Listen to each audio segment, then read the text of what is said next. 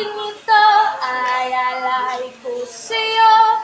Hindi na dumantong mga pangako sa'yo. Ang gusto ko lamang kasama kang tumanda.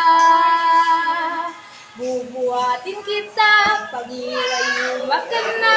Para sa'kin ikaw ba rin ang pinakagwapong papa. Ang gusto ko